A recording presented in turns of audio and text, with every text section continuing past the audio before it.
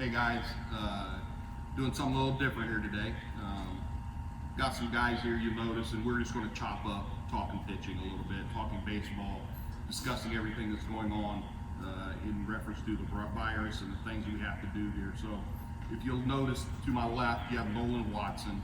Nolan Watson is currently minor league player for the Kansas City Royals. I actually drafted him and excited to have him here. Next to him, Jason Tallman, and for those of you guys who don't know Jason will be one of the newest members here at Round Tripper coming into the fall. We're excited to have him. Pitching guy, done a fabulous job, has actually worked with Nolan and to my right with Garrett Burhan as well. Garrett is at Ohio State and is currently a sophomore at Ohio State. He's a Mustang as well. And then to the right, you guys that have seen the video, a couple videos we did a few days ago, you will notice we have Luke Albright, who's at Kent State, and he's here as well. So at the end of the day, hopefully we're just going to chop up, talk baseball, BS a little bit, and we'll get at it. All right. So as we think about it, we're going to start here with Luke. As you think about all guys who are, as we said earlier, Mustangs guys, you think about best memory, your the time that you makes you think about Mustangs and what you'd want these guys to hear you say. My best memory is not a game or like just a season, but it was just like the people that I was with all the time. There was just a number of guys that, like in your summer years, that you just spent growing up and like get better every day. It was just it was always so much fun to be around.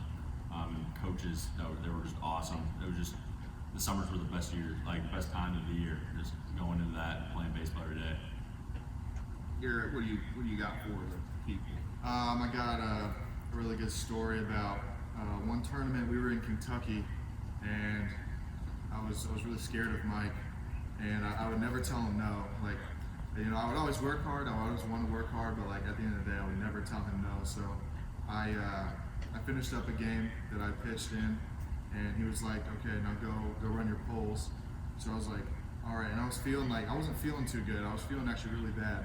So I ran my polls, and then afterward, I went to just a clinic in Kentucky, and actually found out that I had mono. So I did all of that with mono, and I came back and told him, and he was like, "Why would you run?" I'm like, "Well, I'm not going to tell you no." And I had it for a while, so when we came back and still worked out a little bit, I didn't really take time off, but still scared of him, and never gonna tell him no, so that happened. Nolan, what do you think about your time as a Mustang? I remember seeing you in Georgia, I believe, on the south side of Georgia. In fact, what was the home plate Chili Dogs? You pitched on that field. I don't know if you remember that day. No. I'm sure there's a lot of memories I could go back and think about, and all the pool parties and all the nights in the hotel rooms.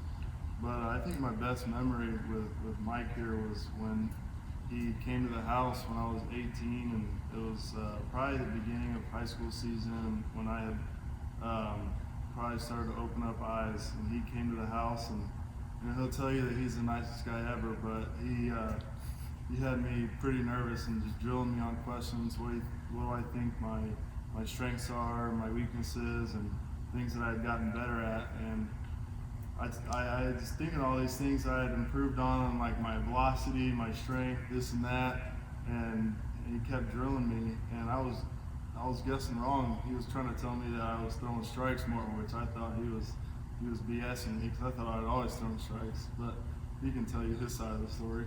So fellas, so you guys know unequivocally all of them are wrong if they don't say I'm the nicest person that they've ever been around. I unequivocally am.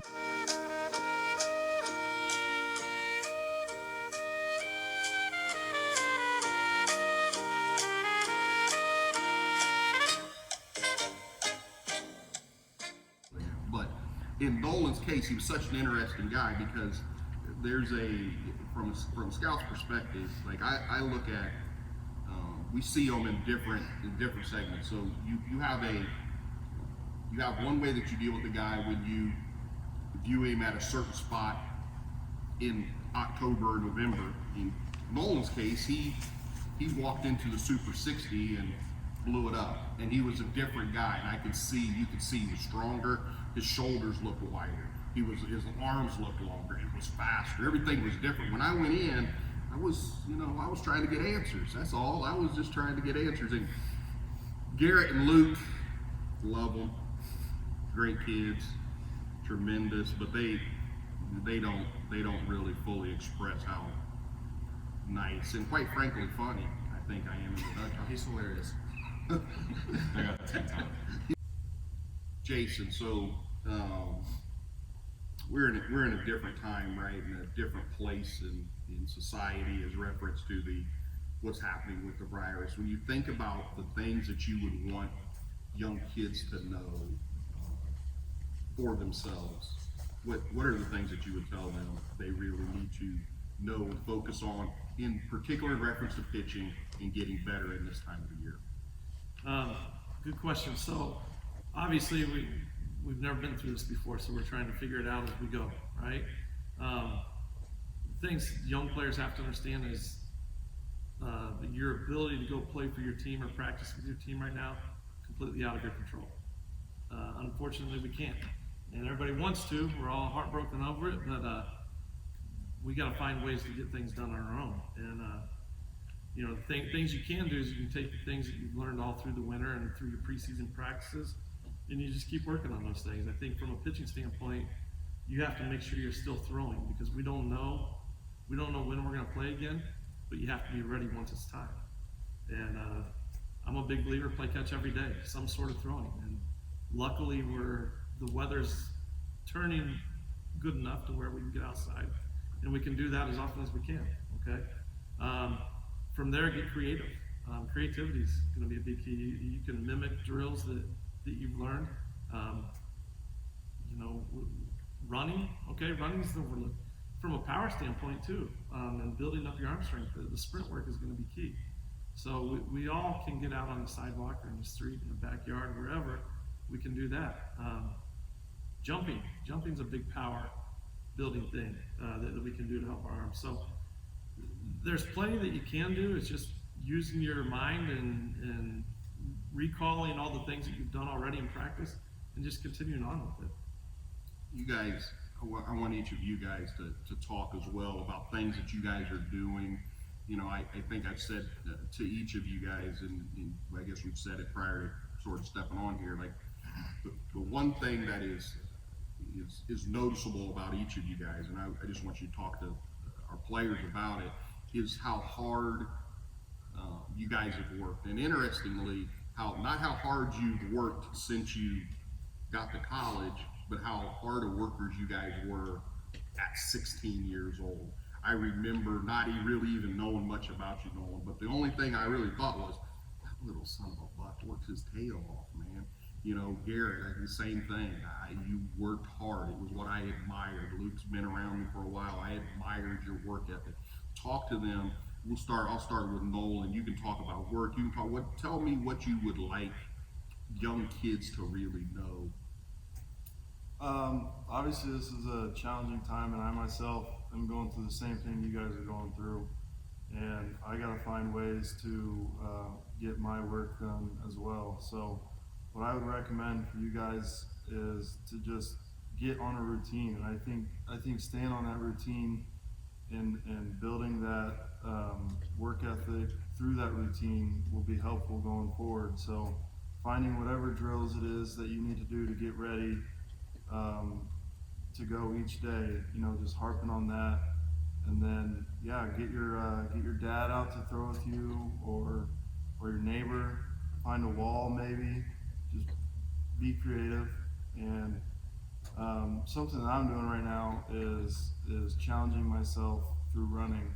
I've always hated running, never been a fan of it, but since I don't really have that much to do to push myself, I've tried to run, and that's one way I've been challenging myself mentally. I think just finding different ways to challenge yourself around the house, around the yard is going to be helpful for everybody moving forward.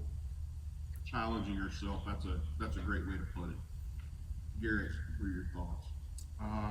Well, I think that maybe for me and Luke especially, and for all the guys that did have a little bit of a season, I think not competing anymore is like one of the hardest things that we're going through right now, but everybody's going through it. So I think just be creative, like Nolan said, and find things around the house, in your garage, whether it be, like if you have weighted balls, if you don't, like if you have J-bands, like you can hook J-bands up practically anywhere.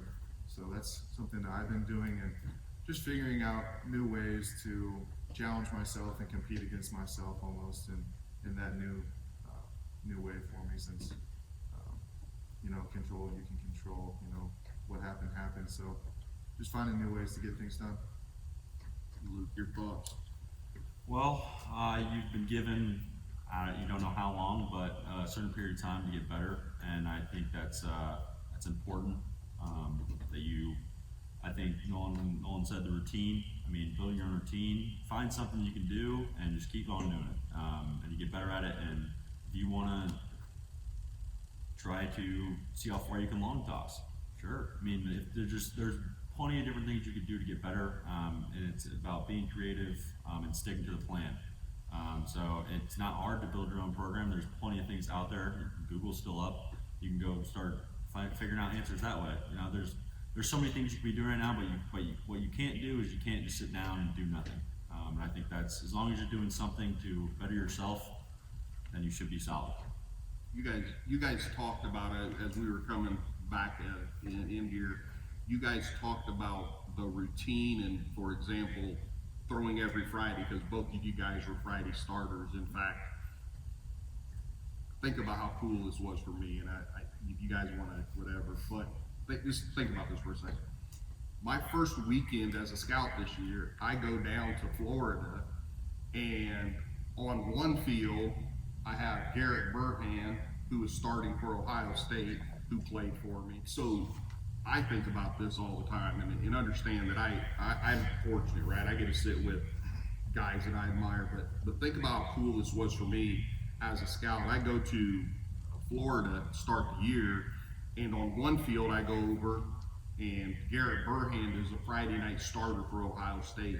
I turn around and walk right down the walkway, and I've got Luke Albright starting for Kent State. And for me, as a guy who had the opportunity to coach both of them, super cool time. Now, we won't mention the fact that I was the idiot who decided not to, in fact, I cut, is that not correct, Garrett Burhan, as a 16-year-old coming to a Mustang tryout. I'm such a good scout that I didn't know to keep the guy who was currently throwing 95 and is the Friday starter at Ohio State. The point of that probably is, hey, listen, guys, people aren't always right.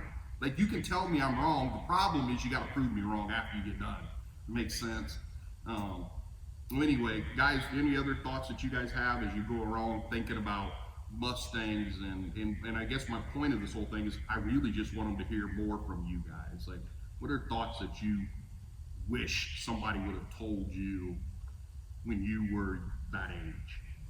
Yeah, well, I mean, I got something. So I'm fortunate enough to work with these two, and I've been working with Jason since I was probably 9, I think. And like Mike said, maybe at 16 I wasn't the guy that I am now, but it's not like that like was the driving force that like made me want to go work hard and stuff. I just always wanted to work hard, but I can remember freshman year of high school, sophomore year of high school, I was going to a facility where Nolan was, and I was like getting stronger there. And that was freshman year, sophomore year of high school was when I really decided, okay, I really want to do like college. I want to pursue college baseball, and I want to be a D1 athlete. Like whatever level it is, whatever level it ends up being, it doesn't matter.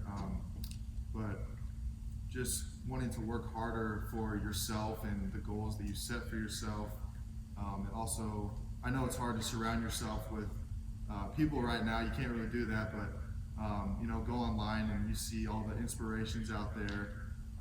You'll have this video, you know, that's going to be a great source, and you know, I just think that's really special to me that I was able to surround myself there and see what success looked like and hard work looked like, and I can incorporate that into my plan and my end goals. Garrett, hey, let me throw something at you. So when we were young, you started probably, it was around 9, 10 years old when Garrett started coming, which was cool. I love this guy. But what did we focus on, say, at age 9 and 10 when you came on? And I asked this because the other day we saw a kid doing his work, and this kid was so frustrated about trying to throw hard. I'm like, I stopped the kid right there, and I had Garrett jump in. The kid was, I think, 13 years old that we saw. 9, 10, 11 years old, so some of these guys out there that are looking for things to do, what was a routine like for us back then? Routine for us back then was throwing strikes, and you know, if you have a baseball and you've got something you can set maybe a water bottle on, you can challenge yourself to just hit that water bottle or get it as close as you can to that. Like, command the fastball and, you know, throw strikes is what you want to do at that age, and it'll all, you know, fall into place later in life. You just got to trust it, trust yourself, and you know, that's where it starts. You got to throw strikes. At what point in time did we start even talking about velocity with you? And for me, it was probably around high school. Like, I didn't even think about that stuff. I didn't even think that hard about that stuff. I just played the game, and eventually realized that I didn't think about it at that age, and all I did was just focus on my process and just build my foundation first. That's really all I did at that time. Very good. That's awesome. Yeah. Exactly right. Same thing for you guys when you think about, think back for a second, Nolan. You in a different category in some ways, in the idea that you went to professional baseball and have an opportunity that is currently different. One that at some point I want you to give them some, what is the thing that you would tell them? But what I'm curious of is tell me about how your process happened. What did you focus on when you were young? When did that idea, there was a point where you really started trying to get velocity, right? I could see it, I recall it, but talk about it.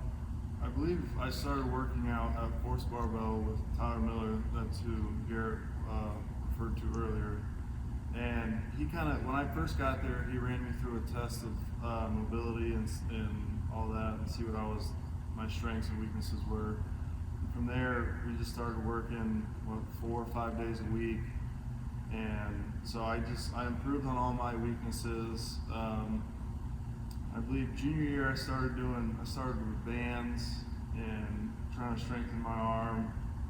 And I think it was like, I had always thrown harder than most people, but it was senior year when I made the biggest velocity jump that I had seen. And you know, I could maybe credit it to the bands or just like getting stronger, but I mean, when you really think of it, it could be, I mean, I assume it's just becoming more mature, and that's what I want the younger kids that are listening to understand is, if you're 12 years old, I mean, do you really need to be doing weighted balls? I know there's a lot of people out here that know what they're talking about, and I appreciate them, and I understand why they're doing what they're doing, but that doesn't mean that you need to be going out there and getting yourself hurt and setting yourself back just because you want to gain velocity. And like Garrett said, the focus was always throwing strikes. And I can remember when I sat down with Mike in high school, I was listening to all these things that I thought he wanted me to say when he was asking me what I'd gotten better at, and the answer he was looking for was throwing strikes. So don't worry about throwing hard. Like, that stuff will come with maturity. Just work on throwing strikes, and that's what you can do now is, you know, challenging yourself in the backyard or with your dad or with your neighbor is throwing strikes, hitting spots. The velocity will come with just improving mobility, just becoming more mature, and that stuff's going to come. So. Absolutely. Absolutely. That's great stuff. And Luke sort of do the same thing. And Luke was 13, I think, the first time. He was sort of a little skinny kid when he walked in. And so you same thing. Talk about how the process happened. How do you trusting the process, whatever you feel like helped you from sort of that point forward. Well, I'm big on trusting the process because one, it's not easy, and two, like a part of like the success that I've been able to like achieve, and I've not even done anywhere close yet. But when you're younger, you're just building that foundation. You're not where you want to, like, you don't see yourself in 5 years be like, oh, that's where I'm going to be right now. It's like, no, like there's steps in between that you got to like accomplish before you get to that. Oh, that's where I'm going to end up. And I think I always knew, I wouldn't say when I was 13, but as I got a little bit older, like, hey, like I think I could do college baseball. Like I think it's actually like could happen for me. And from then on, it was kind of like, all right, work backwards. Like, where do I start? And like, how can I get to there and just build like little steps in between. So like each year of high school, like I tried to get a little bit better and find that way to be, okay, now I can be a college baseball player. So I just remember it was big on my sophomore or junior year. It's like I worked on the pitches, and it was like before that I didn't really have anything but a fastball, and I could command it pretty well, but it wasn't like oh hey, now I'm running into trouble. All right, so now I got to figure out a way to just find out, hey, can I throw another pitch? And then so a changeup. So I'm gonna learn a changeup this year, and it's kind of just like that. Like that was just one example, but it's just something like that. I kept trying to just find a new way to get better and better, so like ultimately end up playing college baseball, and hopefully and after that now it's just keep getting better. So now what can I do when I'm home to just keep getting better and find a new way to hopefully reach pro ball, and then try to keep going. It's kind of trust the process and stick to that plan. Write that thing down and just go. There's no need to hold back. So to that end, which I think is, because that's a great point, there's when it's in dealing with it or talking about it as a scout, I often, when you walk into houses, you see these things that are really interesting about people. You walk into some houses and guys, they just want to be a college baseball player. Some guys just want to be drafted. And then there are some guys that want to be big leaguers. And then you walk into the rarest of houses and they say, I want to be a Hall of Famer, right? People want to be all these different things, but at the end of the day, if you're not continually trying to figure out how to be better at your craft, chances of getting to wherever that place that you think it's going to be challenging. So I say all that to say, like, you guys are all, Nolan being in a different place because he's coming off of a Tommy John surgery and having had 12 months, right, of basically rehab and getting yourself, you start thinking about your season as you're moving forward. What are your thoughts as to what are you trying to accomplish? What's new? What are you looking at? And maybe while I'm at it, I may know the answer, but I want you to tell me. You've been challenged at times, right? This is different. Professional baseball is completely different than talk about those challenges. What have those been, and how are you working your way through them? Well, I'll start with how I'm going to go on if there is baseball this year. Depending on how long the season is, that's something we'll have to look into what the goal will be. But I assume just trying to get back into things, getting in the groove of competing again, and just getting innings under my belt. I don't know where I'm going to be, so what I'm going to have to do is just control what I can control, and that's like the theme of what's going on right now, is just control what you can control. So just continuing with that, and then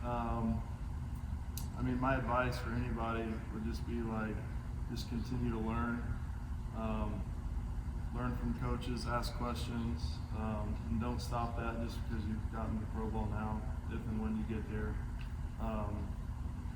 I'm in a different boat as you guys because I came as a high school guy and I was younger, so I'm gonna have different challenges than you guys. But just like I said, continue to learn, ask questions. Don't think you're a know-it-all because you came from college and your background. And yeah, I mean, that's about all I got for you guys. Hey, so Nolan, you kind of finished your talk there on don't be a know-it-all, okay? And for just all the guys here, all you Mustang guys and anyone else that might be watching, I want you to understand, Nolan said about not being a know-it-all, and if you listen to what Luke's talking about of just always continuing to get better, we've got a first-round draft pick that's talking about needing to get better and not knowing too much, trying to continue to learn where he's at, and we've got top of the line college guys that are going to be draft picks in a year that are talking about the same thing. So one of the things that I see with, and this is not a knock on travel baseball or high school baseball, but I see it a lot, is I see a swagger to some of these players, like they're already there, they've got this all figured out. And I'll be honest, and again, don't take this wrong, when I was coaching college baseball, I coached it at the college level at Butler and at Ball State. When I would see guys with a little too much of that I knew didn't have the skill set, it was a red flag for me. Okay, so I'm just going to say right now, take the advice of these guys. They're still working. They want to get better. They don't know it all. Okay, they're trying to get better all the time. Now, here's something else for the high school guys. I'd say you don't have this season to prepare, so especially your seniors, okay? And it's very unfortunate that you're not going to play. What are the guys that are already set, they're going to go to college, what are you going to do to be ready to go to college? This is really, really important.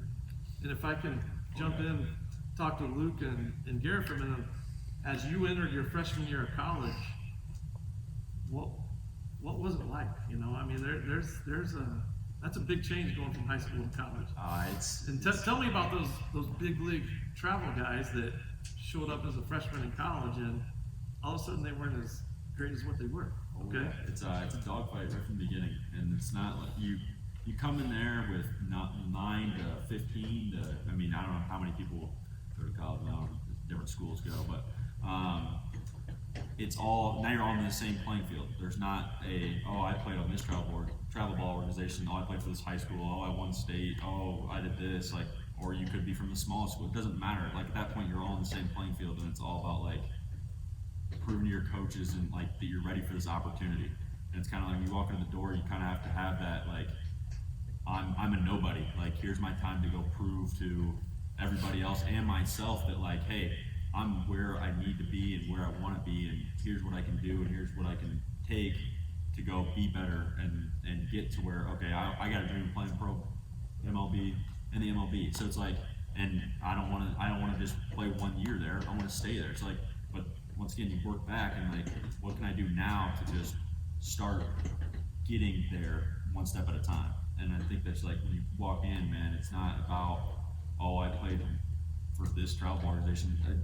You're all on the same playing field. It's kind of what can you bring to the table that's a little bit better than this guy right there? Or you got how many pitchers? How many pitchers did you come in with? Six. Yeah, my class was a little bit different. Yeah, exactly. It could be more than that. It's 6. I came in with 3. There was supposed to be 1 more, but just how it worked out for senior year for our seniors at the time at Kent State. But you're not walking in just by yourself. You got 5 guys you got to compete with out there. It's a grind. You got to find a way to be better than all of them to earn that spot. You want to be the Friday night guy. Did you not? You walked in there, you're I know I want to be there, but I'm not there now. So how can I somehow get there? Right. And an important thing that I can tag along to that is, of course you want to have that, Friday night status, and you don't go in freshman year for all you guys going to college. You don't go in stepping on any toes and creating bad relationships with the seniors and the upperclassmen. But there's nothing wrong with going there and going wherever you are and being the quiet guy who gets his work done. That's exactly what I was. I didn't, go in there thinking I was all flashy and stuff. I still was. It sounds weird to say, but you're a nobody. You are, and it all sort of just restarts. You can be whoever you want to be essentially, and that's who I was. I was just the quiet guy who got his work done, and along the way, I never thought I was going to be where I was, but eventually I got there. So it was the work. I didn't think about it during. It just happened at the end. So. And I'll tell you one little piece there is when you came in and like you just quiet kid got to work. That's the exact advice when the recruits come for our like official visit and like the couple you'll bring. It's like how it works at Kent State. Every once in a while in the fall there'll be a recruit or a potential like future Golden Flash coming. And whenever I get pulled over, like, hey, you got any advice for? He might be a pitcher here in a couple of years. I always tell him, hey, man, like, don't be the flashy guy, and be the guy that has the grit down, like that's working when nobody else is. That's quiet, but gets all of his work done, and it does a better job than anybody else would. And you just wouldn't think of that, but that's the advice I would give to those kids. Nobody cares that you're a perfect game Nobody All-American. cares. Nobody cares. I promise you. Not even your coaches care that you're a perfect game All-American. Might be one of my favorite statements I've heard. I can't tell you how many times I've had to say to people, perfect game, who, by the way, we enjoy as Mustangs. We enjoy going to their stuff. They have great stuff. They do fabulous stuff. And yet they still have never made one pick in an MLB draft. And so, at the end of the day, this is super interesting, right? I love listening to these guys talk, just BSing and talking and chopping it up, because I think that's what it's about. Hopefully you guys understand and hear what we're trying to get to you. So at any rate, as we go along, and Jason, just talk about a little bit, I think about sometimes from being a player to then player development, right, and then into scouting, and so how all of these things change. And I've often told the story about when I was playing, I assumed every scout was an idiot, right, because they didn't think I was a big leaguer. And then when I got to be a scout, I realized they might have been right. You know what I'm saying? Like, which isn't necessarily my favorite, you know what I'm saying? But there are things that you recognize when you step from one place to another that I obviously didn't understand or know about myself. So when you think about that, so how those transitions happen for you. So yeah, I think honestly, whatever age you are, you always think you know a little bit more than what you know. Okay, so sometimes you get, you're around other people that, if you have a really open mind, you could learn a lot. If you can put that thought that you know more than what you know on the shelf a little bit. So, and I've seen it at every stage, going from a player to, and I got to college and realized I'm not very good. Okay, that's when I became a pitcher. Honestly, I got to college, I couldn't hit. I was terrible. Okay, I could practice hitting all day, but hitting in the game was a different story. So pitching looked easy. I thought, okay, let me try that. I want to try that. This looks easy. Well, I could get up there and get the ball over the plate, but as far as being a pitcher, that was a whole other story. So it took mentoring from really good coaches to get me to be a quality pitcher. And then, you go from that level to another level, to a professional level. And you're always going to, what a lot of the young players probably don't realize is you're surrounded, even right now with the Mustangs program around Tripper and everything you have going on here, you're surrounded by a lot of guys with really cool backgrounds. Okay, and then even during this time when a lot of these guys like Nolan's here, and we got Luke, got Garrett, you've got all these pro guys and college guys that are around. I know I was around these two the other day, and there were some younger players, some high school guys that were around also. And what was really cool was those guys I told them, I was like, hey guys, just watch these guys work out, just pay attention. And it was really cool because they did finally just sit down and they just watched, and they just picked up a lot by observing. So I guess really is at your age right now, whether you're 10 years old or you're a high school guy or whatever you are, always observe and listen to those guys that are a little bit older, because you're going to pick something up. Promise. Think about baseball in our area over the last, several years, and how much better it's gotten. We start with Nolan because he's here. I look at Garrett, in high school. I look at Luke. We could also look at Sammy Bachman, who's at Miami of Ohio, Jared Poland, who's at Louisville. All guys that we, that believe and hope that they're going to have an opportunity to play professional baseball. Grant Richardson, Cole Barr, like the talent level that is around here that you have the ability to learn from if you'll be quiet and learn and then be willing to put in the effort, because the effort at the end of the day is kind of where this thing takes off. If you do that, then there's a lot of good things that will happen. I'm gonna try to wrap this up, but in wrapping it up, I want to, Jason, and I guess everybody, talk about, are there any things, so we sort of said, hey, what would be the advice, but I've sort of said to you, are there any specific simple drills that they can do now that you feel like, I guess we're gonna sort of transition a little bit here in a little bit, you feel like are valuable for them to do while they're at home? Are there any things you think about? So there's a lot of things you can do, and one thing I would say, write up a list every day. Your coaches at school, okay, they write up a practice plan every day for you, whether you realize it or not. They don't just wing it. There's a meeting of the coaches where they map out, hey, we need to work on X, Y, Z today. From 3 to 4, we're going to do this. 4 to 5, we're working on this. So map out a plan every day. You guys have plenty of time on your schedule. Map out a plan every day of something you need to work on. Okay. Now, drills that I would like to show, and we'll do it here in a minute. We'll go through a few things. There's, I like to do some softball throws. Why? There's a belief that it cleans up your arm action because it's a larger ball. The weight's a little bit different. It's a foreign object in your hand. Feels a little bit different. We can clean up the arm action. There's some towel drills we can do. There's some throwing clubs. I want to show you some things. A lot of it's just working on cleaning up arm action. I touched on earlier running and jumping. Big things you can do for conditioning and power. It's hard. There's no weight rooms open right now unless you have a gym at home. We've got to do something to continue to build the strength. So I think those are all great things along with toss routine. So I think we can touch on all that, and then understand, as Luke has referred to over and over, spend this time to get better. One of the things that I don't know if Nolan knows this, but I've used him as an example a lot with young players. Was the thing I was always impressed with him when he was younger was he craved the hard stuff, and that's the work ethic that Mike was talking about that he's noticed with him is. He'd be the guy that if there was a new medicine ball exercise we were trying to introduce, it was very challenging.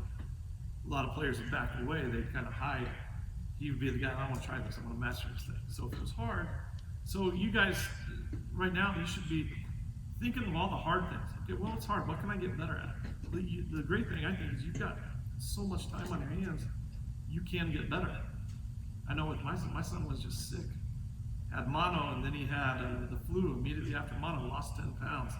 Had all these negatives right before the high school season. I'm like, hey, now you get it all back. You have time to get that back. So Garrett's in working on a new slider grip, and recognizing some things with his arm action that he can clean up. Those are all great things. So just really make sure you take the time to self-diagnose. And if you're not sure what you need to improve on, reach out to your coaches that were with you all winter. Ask them, hey, give me 3 things that I can work on this spring, during this break. Self-evaluation. I say it all the time. The ability to self-evaluate is so non-existent currently in our society that we struggle a ton with understanding who we are because we're so busy trying to get somebody else. And oftentimes we're trying to get somebody to say something positive about us, right? So these guys like to make fun, and there's probably some truth in it. But I would say to Luke, after a 10 strikeout, 1 hit performance, you were okay today. My point wasn't that he was okay per se. My point was, I don't want you to ever think that there's not someplace else for you to go, for someplace else for you to go get to. But if you evaluate yourself strictly by whether or not you won or lost in a game, in a travel baseball game, or if you evaluate yourself by whether or not you gave up 1 or 3 hits, and you don't acknowledge that you weren't exactly playing the 27 Yankees, right? Then we probably didn't evaluate ourselves fairly. So, having said all that, I just think make sure you're evaluating yourself every day accurately. And sometimes if you do that, right, you're almost unfair to yourself because we recognize how many steps there are that we need to get to. You're talking about a new slider grip, right? And what is it? Is there anything specific that you're thinking I need to get? This is my next challenge for me to take the next step. Consistency. Consistency. Just with every all like curveball, changeup, fastball, just the command of it. And I mean, I'm in the velos a little bit there too, but like just being cleaner, being more efficient, being more consistent. That's like So the ability, for example, so I use that and I say, so it's the ability to use the change up to righties and lefties, right? Right. So once I can use a change up against the lefty, you've always been able to do that, right? Well, now how do I make sure that I can also use that pitch, which has become my second best pitch? I'm not saying that it is or isn't. I'm saying hypothetically. Now, can I use that second best pitch against righties as well? Because I need that in my arsenal, right? You know, I watched here, so I see what you're talking about in reference to trying to create more depth with your slider, I'm assuming, right? Something that has just a little tighter turn that can get down to get depth because you're trying to get a little more swing and miss, right? And at the end of the day, like those are the things that I think are really interesting. Nolan, I hope sometime you guys get a scene. We're gonna say that all our Mustang people, we're gonna get a scene playing on one of the big stages at some point in time. But you know, for me, when I watch Nolan, I'll find it interesting because when he's really sharp, he was able to get his four seam to his glove side consistently. And when it doesn't and it fades back, now you were more of a two seam guy, right? Yeah. In high school, and so the ability, so there's all this stuff that we think about. We haven't even talked about the fact that. Yeah, I say this and these guys might go off, so you guys, I'm sorry, I was planning on stopping it. If it doesn't stop, I apologize. Like, you gotta compete. We talk about all this stuff. And when it's all said and done, how many guys do you know that have had a success that don't go out there and aren't willing to go, I'm literally trying to shove this ball directly up your backside, right? I mean, talk about competing and what you think. And even, do you have respect for somebody who doesn't? It's not that I don't respect him. Sometimes he blows my mind, but no, it's you're in my position. You see, or not when I say in my position, I mean just when you get to pro ball, you see all these guys and all the separate corners they go to do all their side work, and it's surprising because you know when I was in high school I thought that I was different than everybody else because I worked so hard, but then you get there and you realize like, okay, all these people are working their tails off too. So I just want you guys to understand that you're probably not going to get there if you're not working your tail off and taking this time to continue to work on your routine and be diligent with the process. And like Luke said, just trust the process. As cliche as it sounds, you gotta trust it. You gotta continue to do it and be diligent with it because you're probably not gonna get there if you don't work. And if you do get there, you're probably not gonna stay. It's great stuff, and I appreciate them. But again, and I want to go back to this. I apologize, Nolan. I kind of put you on the spot a little bit. The competition. Like at the end of the day, all this stuff we talk about comes down to stepping on a mound, you versus a hitter, right? And whether or not you believe enough in yourself to go get them, right? And what's it like? Like, talk about it, because you were talking earlier. Georgia Tech wasn't a great day, right? You know what I mean? And how do I figure out like what's my routine afterward? Like it can't be different, right? I have to believe enough in myself in the idea of how I compete, right?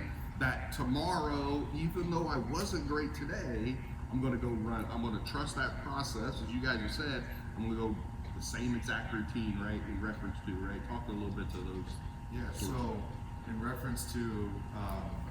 I think it was just one of the starts in the first 4 weekends was Georgia Tech, and it was the worst game of my life. Like it was bad. But afterwards, you know, I just self-evaluate yourself, and I realized that, you know, some things could have been better. A lot of things could have been better. But at the end of the night, like the next day, I was doing the exact same thing. The next week, I was doing the exact same thing. I didn't doubt anything that I had already been doing prior to that. I might have changed some things, you know, little things, just because, like numbers wise, like usage of different pitches, you know, in certain spots. Like that's probably the only thing I changed moving forward to the next starts. But as far as like my process and my plan, like nothing changed after that. Like I still trusted what I had going. I knew that I was going to be okay. Like it was, you know, everybody has those days, but you have to trust what you have in play for yourself, and that's what I did at the end of that game. So, yeah. But coming down, so before that game though, so before Friday, Georgia Tech, you did, so after that game, you still did the same routine. You still did that whole same routine right before you went there. So going into that game, it wasn't like, oh, I'm about to get beat. It just ended up like happening. Like it wasn't out of your, you still fail. I still fail. Nolan still fails. I mean, it's just a natural thing. But you still did the same routine regardless of what happened. But you were prepared. You were as prepared as you could possibly be before that Friday night at Georgia Tech. That's why I believe the routine is so big. It's like, if I can do everything I wrote it down, I'm sticking to it. Whatever I can get done, so I throw it Friday. Whatever I can get before Friday, it's the same as it was last week. I can now go into that game going, I'm prepared as I possibly can be, regardless of the outcome of what's going to happen. That I got all my work done, I got everything I needed to do. Now it's all about competing, and I throw everything else out the window. It's compete time.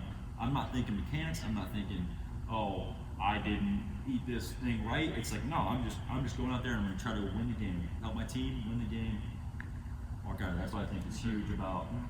But you didn't change it. You stuck through it, and you know, and that's just gonna happen. But now your next game, it's probably gonna be way better than the Georgia Tech game. And it's just, It's a, you know, so again, there are so many, we can do these, and we could do these again and again and again, and I may have to, quite frankly, because I got, these guys are too good a resource for you guys not to be able to hear from and not to know, and more importantly, I think you hear from me a lot, but these are the Mustangs. Like, we are the Mustangs. The Mustangs look like Nolan Watson and Luke Albright and Garrett Burhan, and they also look like guys who have now become great fathers and husbands and are doing great things in our society, right? These happen to be three that are baseball players that we bring in, but we need to, I feel like we need to make sure that we continue to give the Mustangs back to you. Understand that you represent the culture of who and what we are. So I appreciate y'all hanging in for us for a little bit today. I know we talked for a long time, but thank you. hey guys, just make sure you stay sharp during this time. Use this time as an opportunity. It's not a time to sit on the couch and just watch Netflix. You know, do something with the time you've been given.